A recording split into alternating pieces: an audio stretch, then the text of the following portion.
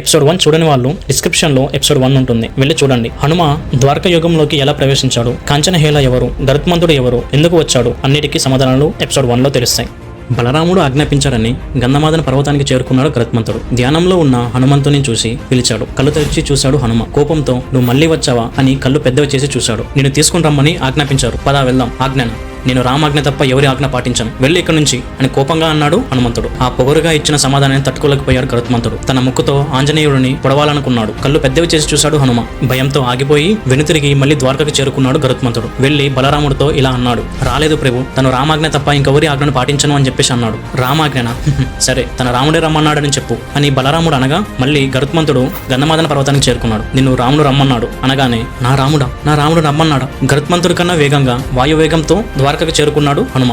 అక్కడ ఏడి నా రాముడేడి, నన్ను రమ్మన్న రాముడేడి, నా శ్రీరాముడేడి అని చెప్పి వెతుకుతూ ఉంటాడు. అంతలో బలరాముడు ముందుకు వచ్చి నిన్ను రమ్మన్న రాముడు నేనే నీ రాముణ్ణి, నువ్వు చేసిన తప్పుకి బలరామాయ నమః అని 3 సార్లు చెప్పు, నిన్ను క్షమిస్తాను అని అన్నాడు బలరాముడు. అప్పుడు హనుమ, నువ్వు నా రాముడువా, నేను బలరామాయ నమః అని 3 సార్లు అనాలా, అంటే నువ్వు నన్ను క్షమిస్తావా?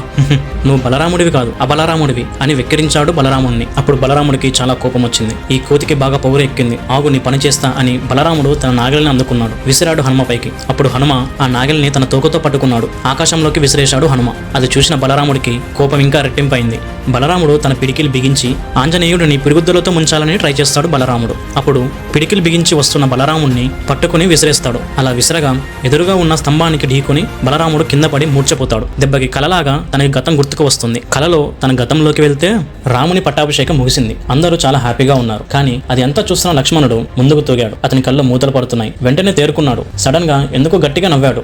అది చూసిన వారికి లక్ష్మణుడు అసలు ఎందుకు అలా నవ్వాడో తెలియక అనేక అనుమానాలు కలిగాయి. అందరూ తలను దించుకున్నారు. ఆగ్రహావేశుడయ్యాడు రాముడు. లక్ష్మణుడిని వధించేందుకు కత్తి తీశాడు రాముడు. అప్పుడు హనుమ అడ్డుకొని శాంతించు ప్రభు, శాంతించు అని వేడుకున్నాడు. తర్వాత లక్ష్మణుడిని దూరంగా తీసుకొని పోయి వెళ్లి అతని నవ్వుకి కారణం ఏంటో తెలుసుకున్నాడు. అప్పుడు హనుమ లక్ష్మణుడితో సరదాగా, అందుకే అందరూ ఉన్నప్పుడు నవ్వకూడదు అంటారు. తర్వాత సభ మధ్యలోకి వెళ్తాడు హనుమంతుడు. వెళ్లి జరిగింది వివరిస్తాడు. అరణ్యంలో వనవాసం చేస్తున్నప్పుడు సీతారాములని కాచుకొని ఉండేందుకు నిద్రను తన దగ్గరికి రావద్దు అని ఆజ్ఞాపిస్తాడు లక్ష్మణుడు. మరి ఆ నిద్ర ఎక్కడ ఉండాలి అంటే తన భార్య అయిన ఊర్మిళని ఆవహించమన్నాడు. అందుకే ఊర్మిళ ఏకదాటిగా 14 సంవత్సరాలు నిద్రలోనే ఉంది. అలాగే ఆ 14 సంవత్సరాలు ఉపవాస దీక్షలో ఉన్నాడు లక్ష్మణుడు. ఎందుకంటే అసలు నిద్ర పోనివాడు కటిక ఉపవాసం చేసిన వాడే ఇంద్రజిత్తుని చంపగలడు. అందు కారణంగానే ఇంద్రజిత్తుని వధించగలిగాడు లక్ష్మణుడు. వనవాసం చేస్తున్నప్పుడు నిద్రను ఆపుకోవడానికి చాలా కష్టంగా ఉంది లక్ష్మణుడికి. రాముని పట్టాభిషేకం చూసి నిద్రపోదాం అనుకున్నాడంట. పట్టాభిషేకం కల్లారా చూశాడు. ఇక నిద్ర ముంచుకు వచ్చింది. పట్టపగలు అందరి మధ్యలో నిద్ర, ఆహా చిత్రంగా ఉంది అని నవ్వుకున్నాడు లక్ష్మణుడు. అది లక్ష్మణుడి నవ్వు వెనుక అసలు కారణం. అప్పుడు రాముడు లక్ష్మణుడితో ఇలా అన్నాడు, వనవాసంలో ఉన్నప్పుడు